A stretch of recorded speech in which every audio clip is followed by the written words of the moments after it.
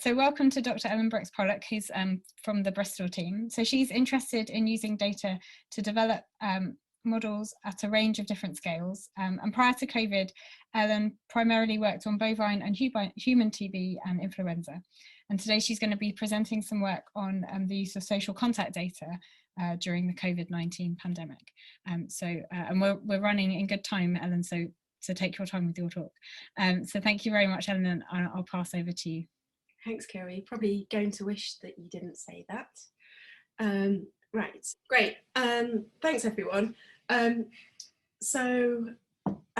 as Kira said, I'm the Bristol representative for today's meeting, and I'm going to talk about social contact data and what we've been doing using social contact data for modelling COVID. You might notice that in the programme it said 5 uses, but I'm actually only going to talk about 4 examples. And I'll just add as a caveat that it's my very biased perspective on the work that we've been doing in Bristol using social contact data, and there's other stuff going on as well, which I try and mention, but this is definitely from our point of view. Oh, great. Right, so I'm going to give a brief history, again, from my perspective, of social contact surveys and how they're used in modelling. Then I'll talk about how we're using social contact data during COVID. And then I've got a final single slide at the end talking about the future of contact surveys, including how we might evaluate them.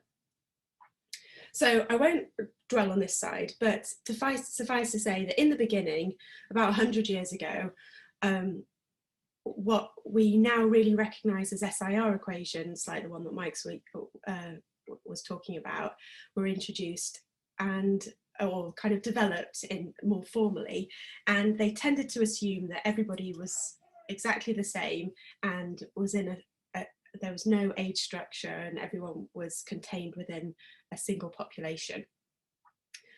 So then in the 1980s, what might be described as the Middle Ages of infectious disease modelling came about, and people started thinking much more about reproducing epidemiological data, and the fact that these kind of models with no structure in weren't able to produce a lot of epidemiological data that was being observed. This is an example from this paper from Anderson May from '85 of measles cases in Baltimore, and the kind of age structure that's seen in these data is just not reproduced by these very simple models. At the same time, models of sexually transmitted diseases were starting to incorporate sexual contact data. And so there was a move to try and understand how aerosol transmitted diseases and close contact diseases could be structured to capture this heterogeneity between age groups. And this was done by, in one way, just very simply, instead of having 3 equations for the SIR model, was dividing each of the different infection states into a number of compartments.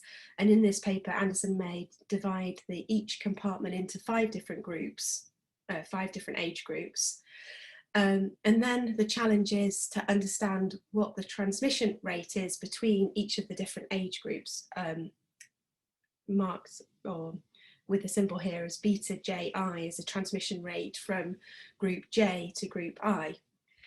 And because there were no data on social mixing of social contacts, what Anderson and May did in this paper is they looked up, they essentially constructed different matrices that they thought were plausible representations of these different beta transmission rates between different age groups. So you can see here there's 0 to 5, 5 to 10, 10 to 15, 15 to 20, and essentially over 20, and they constructed these age mixing matrices.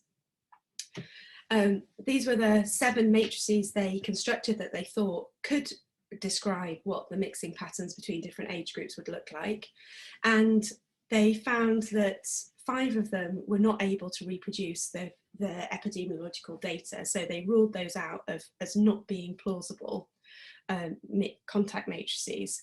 And they were left with these ones, which they called configuration A1 and configuration AC, which were able to reproduce the epidemiological data.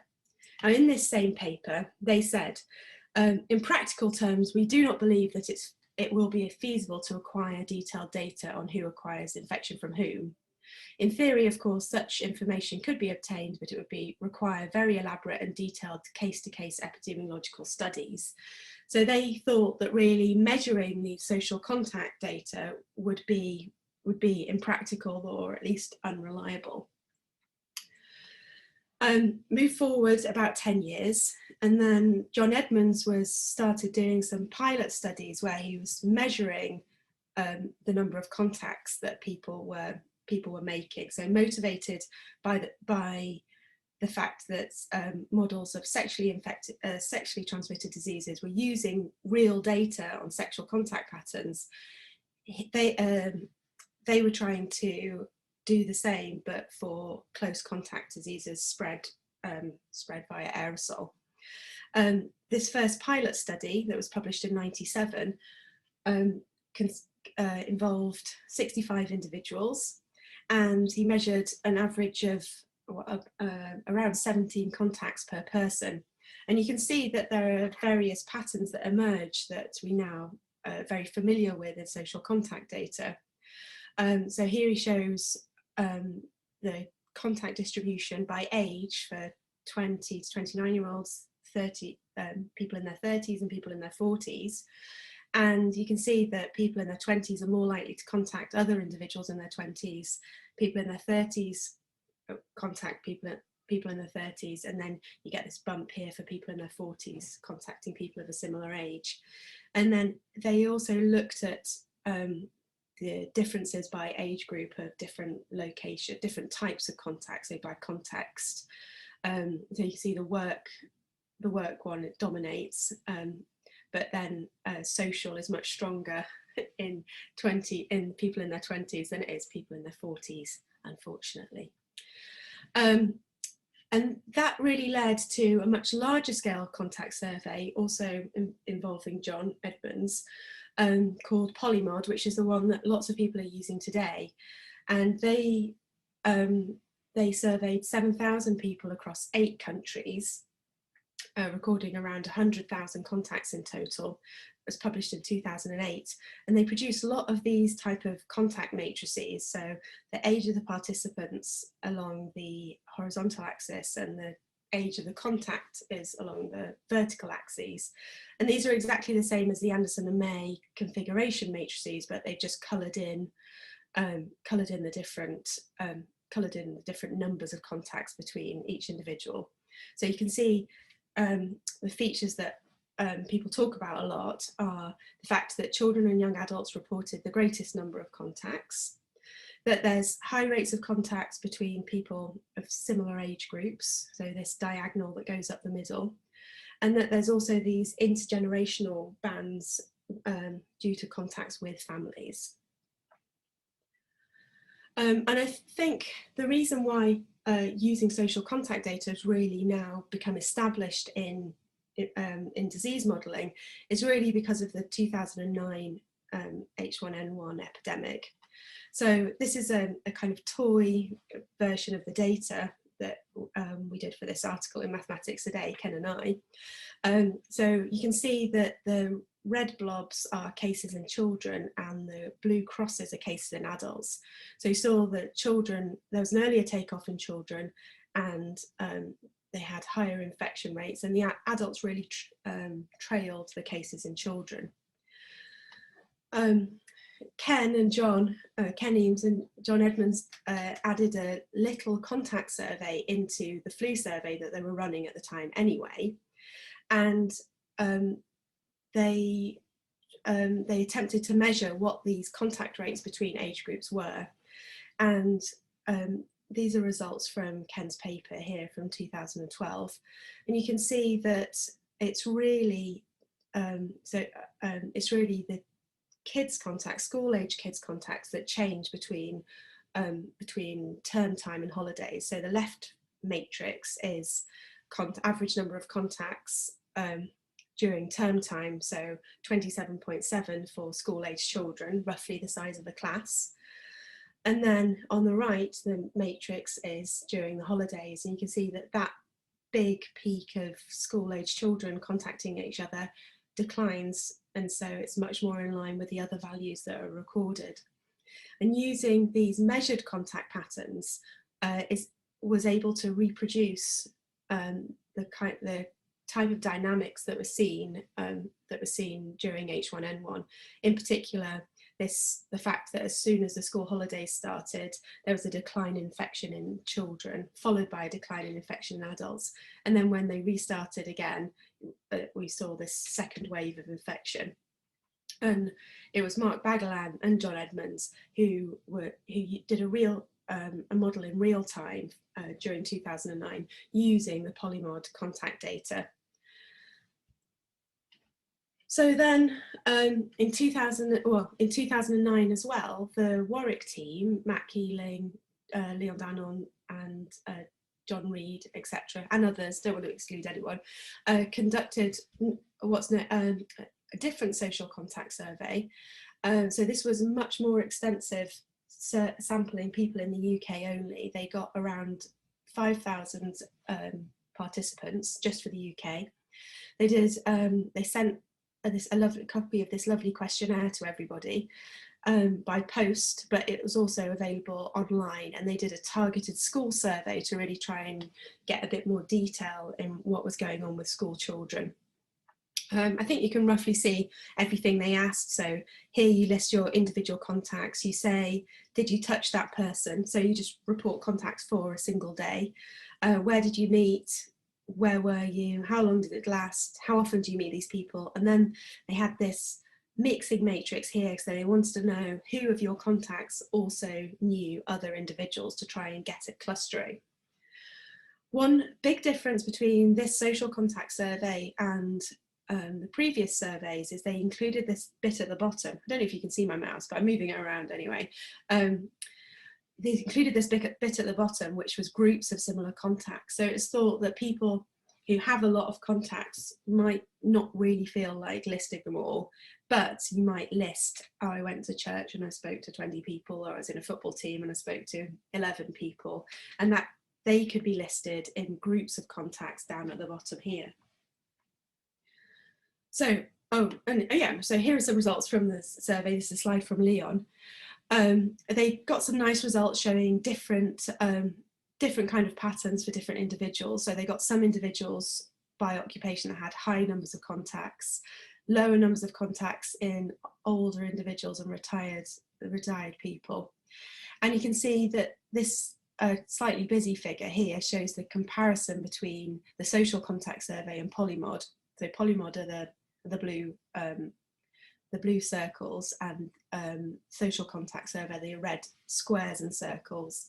And the effect that groups had was to capture this tail of the distribution, essentially. So it meant that whereas they recorded a median number of contacts of 11 per person, so very similar to Polymod, the mean number of contacts was more like 20 because of this large tail at the end.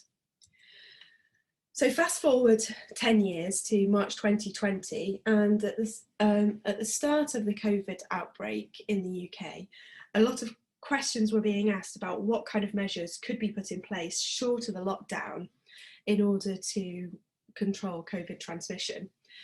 And one of the things that was introduced early on in many countries was the banning of large gatherings and groups of individuals. On the 12th of March, Nicola Sturgeon announced that gatherings of over 500 people would be cancelled, and Boris Johnson announced on the 13th of March that gatherings, but didn't mention how large gatherings would be banned in England. As it transpired, we had a lockdown before that came into place, but people were asking questions about really what was the impact of groups on the transmission of COVID. So because the social contact survey had this specific groups question, we could really use those data to try and quantify what the role is of groups in transmission. So what we did is, using the social contact survey, we constructed for individuals their individual reproduction number. So that was essentially a sum of all their contacts, which involved the number of individuals in the contact. So that could be one if it was just an individual contact, or more than one if you met a group of people, multiplied by the duration of that contact. So from this you get an individual you get something that's proportional to the individual reproduction number, because those are the people you met over the course of the day. And then we take essentially a bootstrap sample of these individual reproduction numbers, weighted by the individual reproduction number. And that's because individuals with higher numbers of contacts are more likely to get infected, so they contribute more on average to the average reproduction number, in order to get the population level reproduction number. So this star indicates the bootstrap, and we've got RT is the population level reproduction number. Now, a few years earlier, Leon and I had also been thinking about what's known as the population attributable fraction of cases. Now, the population attributable fraction, or PAF, is used a lot in non-infectious disease epidemiology to describe the contribution of a risk factor to the burden of disease or death. So one example that's often given is the contribution of smoking to lung cancers. So what proportion of lung cancers would be prevented if everyone gave up smoking tomorrow? And this has started to be used, this concept has started to be used in infectious disease modelling or infectious disease epidemiology. But the problem is that it's not, because of the non-linearness associated with transmission, it's not entirely clear who you should attribute particular cases to. So should you attribute every case to the first person who got infected, or do you attribute it to, or do you attribute cases to the generation beforehand, or what exactly? So the PAF formula in non-infectious disease epidemiology is this first formula here. So it's just the proportion of individuals with a risk factor multiplied by the relative risk -1 due to the risk factor, divided by the proportion times the relative risk -1 -1. And this, you can see that this attributable fraction due to a risk factor gets bigger when the proportion of individuals in your population gets bigger, and also when your relative risk of disease due to the risk factor increases. So we showed that this PAF formula for non-infectious diseases is essentially equivalent to taking the percentage or the relative difference in the reproduction numbers with and without your risk factor. So if you set your relative risk equal to 1 and take it as a ratio, then you recover this original formula if you don't assume anything about the impact on onward transmission. So this formula with VR noughts in behaves exactly as you expect it to for an attributable fraction. So what we did for COVID cases is we just use the social contact data with and without groups in order to estimate a reproduction number with and without groups of different sizes. So here we're thinking about a group as the risk factor. So if you remove groups from a person's normal contact patterns, how much does the reproduction number change? So we've defined this attributable fraction due to groups is 1 minus the reproduction number without groups over the reproduction number with groups. And the advantage of doing this attributable fraction approach is that you actually don't need to know what the scaling is for your actual transmission rate. So we know how many people someone contacts, but we don't know what the probability of transmission is to that person, or we didn't last March. So this has the advantage that we actually don't need to know that scaling factor. So this is the results that we got estimating the attributable fraction to groups of different sizes. So the attributable fraction due to groups of 50 or more is about 5.5%. Of 20 or more is larger. So about 19%, and then of 10 or more is about a quarter.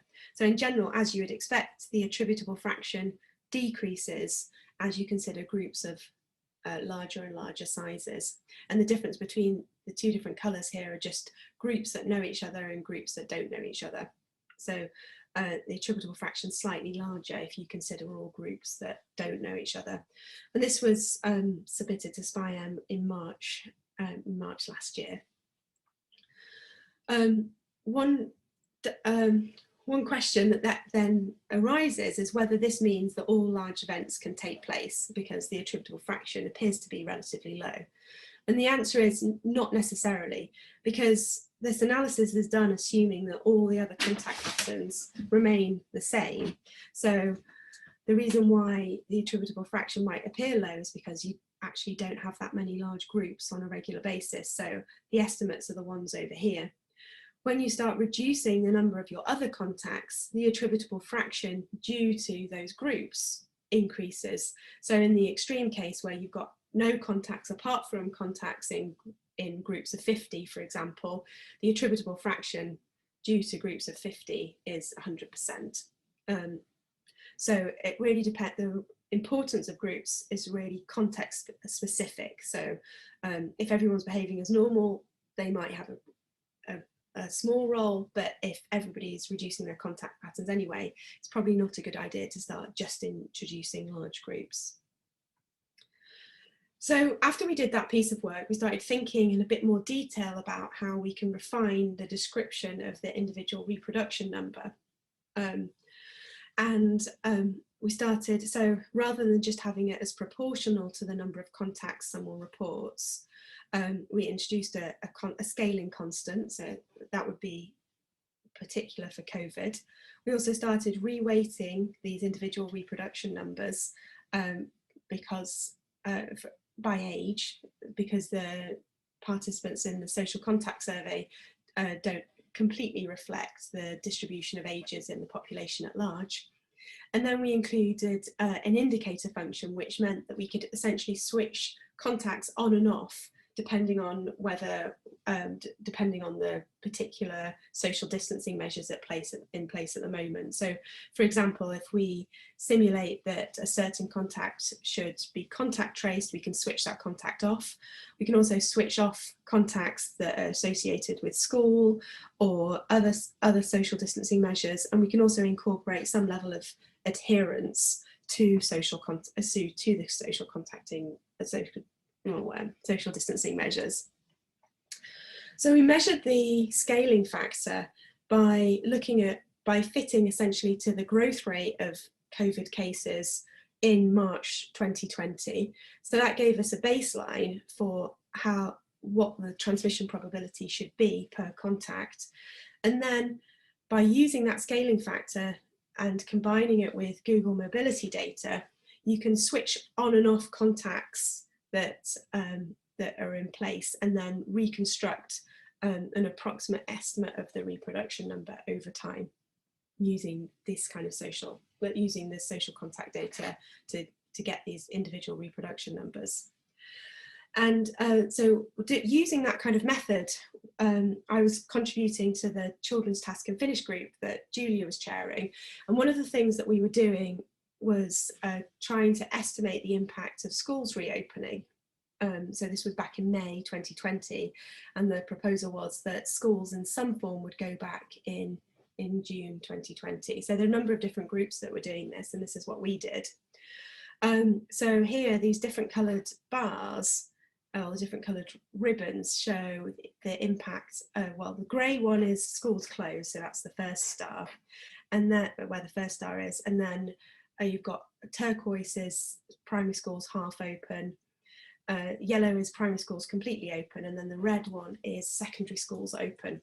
So the bottom star here is where we thought we were in May 2020, and the idea is if you then open schools, you'll move up this dashed line to a different position for your reproduction number.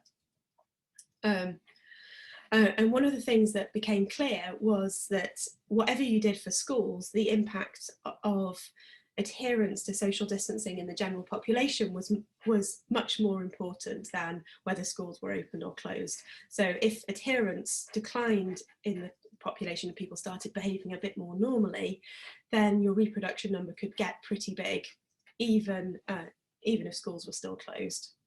And these kind of graphs got nicknamed the Ready Reckoners in SPIAN, and that was because they could be used by policymakers to kind of chart the course out of lockdown. So here we were in May 2020. We're at position 1. We're in lockdown with schools closed.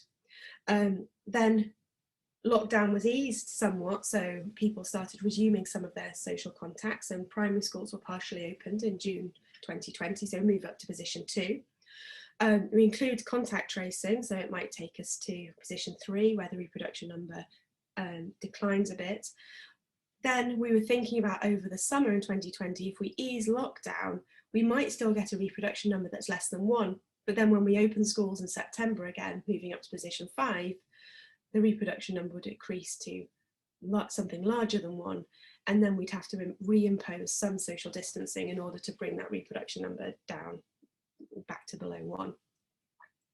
So we were producing loads of these kind of figures where we've got that kind of sought to visualize the trade-offs between different measures. So here we've got, along the panels going horizontally, we've got the percentage of contacts traced, and then along vertically we've got the level of COVID security, which captures everything from mask wearing to social distancing to washing your hands a lot. The idea is you can kind of you can chart your way out of lockdown into a reproduction number that's less than 1 by moving across these different panels. And we've been producing things like this which include vaccination as well now. And just to say that at the time, Edwin and Petra did a fab job reproducing these kind of things using different social contact surveys, so the BBC pandemic survey and Polymod, and they produced kind of qualitatively similar types of figures to the social contact survey. So during 2020, a number of different social contact surveys have been run. The one we hear most about is really COMIX being run out of the London School, and also CocoNet being run out of Lancaster. I'm not going to talk about them, but we've also run a few different contact surveys. One of them we essentially bolted on to Children of the 90s longitudinal survey, which I'll talk about in a bit. We did an online survey, or we're doing an online survey of University of Bristol staff and students. And then we've also done, or Hannah's been leading, a targeted survey of older adults, because they tend to not be included in as much detail as in regular contact surveys. So what's quite interesting about these Ready Reckoner plots is why they don't go down to 0. And that's because there's some level of contacts that are essential.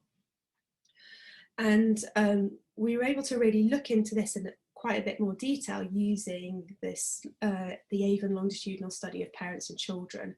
So that Amy Thomas is the person who led on this, and involving other Alsbach people, including Kate Northstone and Nick Timpson, were particularly involved. So the Alsbach cohort was a longitudinal cohort that recruited children who were, or recruited women who were pregnant and gave birth to children in 1991 or 1992. So here you can see the distribution of people who were in the cohort. This is from Amy's paper that just was published in Wellcome over the weekend. And you can see that here are the children that were recruited in 1991 and 1992, and here are their parents, distribution of ages. And now those people who were born in 1991 and 92 are kind of 29.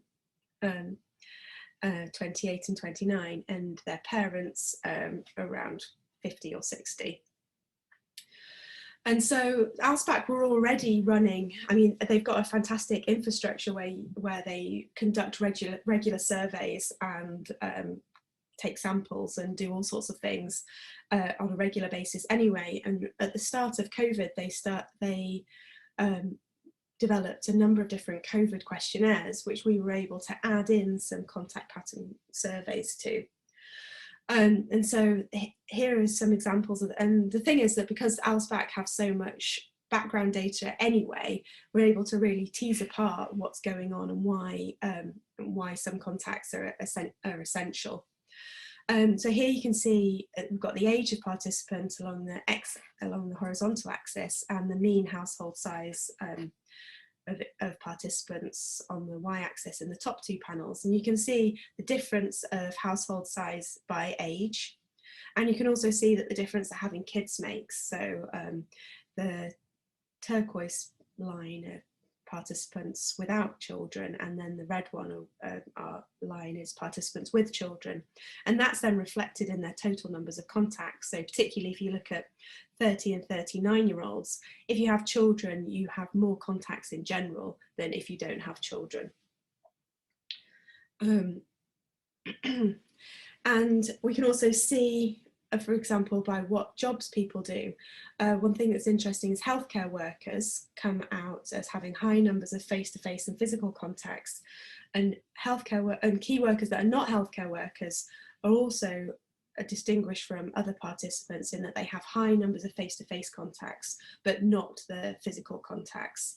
And one of the things we're doing at the moment is mapping on infection data to these plots so that we can relate numbers of contacts to infection status.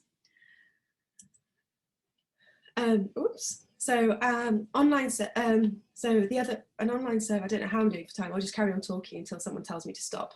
So our online survey of University of Bristol staff and students, we launched last May, and the aim with that is really to understand what was going on in students and what might happen for the university reopening in September. This is led by Emily and Adam.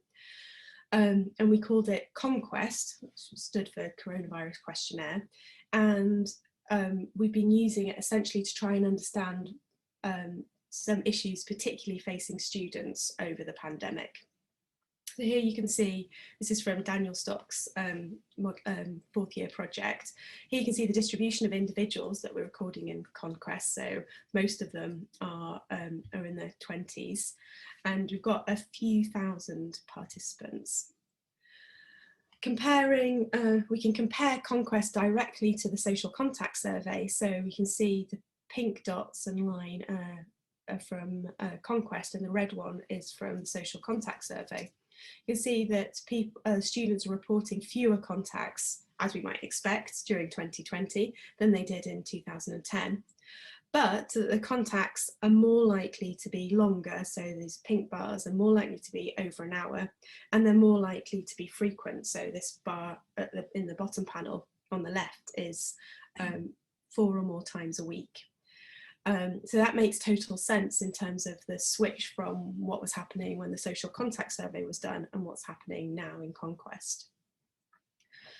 And we can also compare, because we've got the same kind of groups question that the social contact survey has. We can see that groups are still occurring, but they tend to be smaller. So a higher proportion of groups only have 2 people in now than they did than was reported in the social contact survey. And if you think about the rule of 6, in the social contact survey, about 60% had at least 6 or more people in, whereas now in Conquest, it's more like 50% of groups have 7 or more people.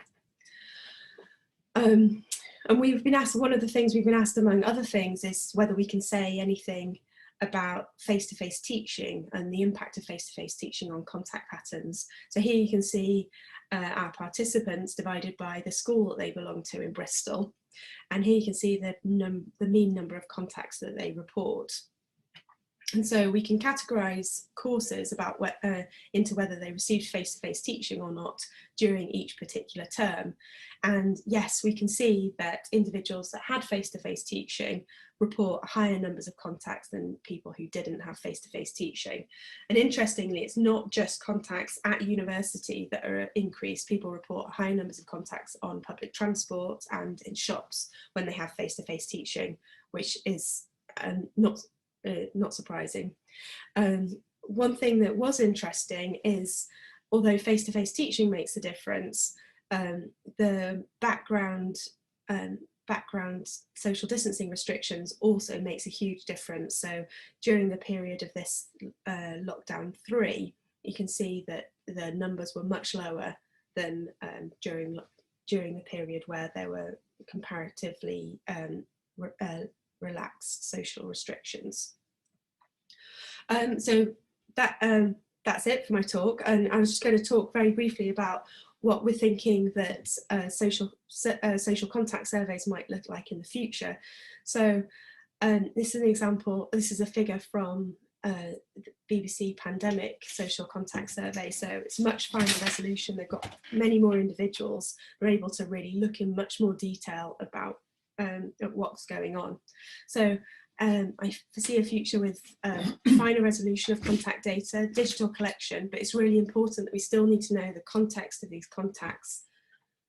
So just collecting digital data is useful, but it's really the context that people need to report themselves that's really valuable for being able to understand understand transmission. These data need to be open access and available to everyone, and these surveys need to happen on a regular basis. So the fact that we were using data from 2010 for COVID was not entirely ideal. At the moment, one of the things we're doing starting this week is doing an evaluation of conquest. So we've got a series of focus groups with students to really understand what they really understand by these social contact surveys, and what is whether we're getting results that we're expecting to get. Emily's doing that at the moment, and Leon just held up a little sign to me to mention that we're recruiting. So anybody who's interested in joining the Bristol team, we have positions that are open and available at the moment. The end. Thanks, Ellen. I'll post a link to the job advert in the chat during the break session after this as well, if people are interested to join the Bristol team as a data manager. So thanks, Ellen. That was a really interesting talk. So we have a question from Tom King. So the use of proportions and relative change carries over to our estimates well. So are the absolute numbers actually important for the models being used? So the absolute numbers of contacts? Think so, and Tom, feel free to put a message in the Q&A if that's not the case, but we'll go with that. Well, so I suppose the absolute number of contacts defines the upper bound for what the reproduction number is. If you only meet 11 people, then you can only transmit to 11 people. So your individual reproduction number has a maximum of 11. One of the things that Comics measured, and actually we see in the ALSPAC survey as well, is number of contacts dropped to really low. So and so I think the average number of contacts reported in Comics was 2.9 during the height of the lockdown. So that meant that the reproduction number had a maximum value of 3, but we know obviously it was much lower, more like 0.8 or maybe even 0.6. So yes, to some extent. And I might abuse my position as chair to ask a question actually that I have. So I think it's amazing the amount of data that is now available that you guys have got on all the social contacts. And I know there's a lot more that could be done in the future, more that could be collected. But my understanding is that a lot at the moment in the models is then using these data on social contacts to sort of parameterize the social contact matrix. But I wondered if there was any work being done on trying to use that to actually get sort of mechanistic models for how people are making these contacts. I guess what I'm thinking is that in the pandemic, you know, there was a lot of shift in how we were contacting with people because of restrictions, and also because of people being concerned about having contacts. So I just wondered whether you guys were thinking about that, or knew of anything going on like that.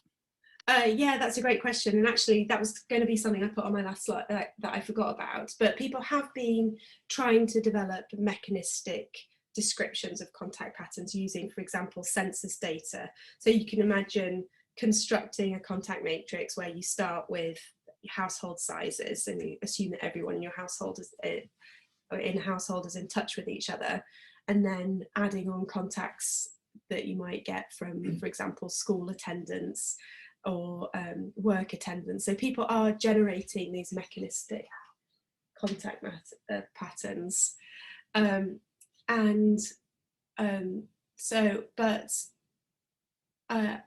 mean, so that's interesting. I'm not sure. I mean, I'd be interested in doing a proper evaluation of them, and because particularly I'm just an example of school children. When you develop these mechanistic models, often, or mechanistic contact matrices, they often assume that everyone within a class is in contact with each other. But actually, what the social contact survey showed is when you go and ask the kids, they actually just report a relatively small number. I mean, our 7-year-old probably speaks to 2 people a day, and that's it. So you get a different answer when you make assumptions about contact patterns than when you actually go and ask people. Cool, thanks very much, Ellen. So if no one else has any more questions, I should say if you do think of any questions for Ellen, we are going to have a bit more of a longer discussion at the end of today's talks. So please feel free to put a question in the Q&A. Just write question for Ellen, and we can always come back to it at a later stage, or Ellen can always try and respond later. So thank you very much, Ellen. That was a really interesting talk. I think we've now got that we'll have a short break so everyone can go and grab a cup of tea, and we'll start back at about 11 o'clock. So thanks, everyone.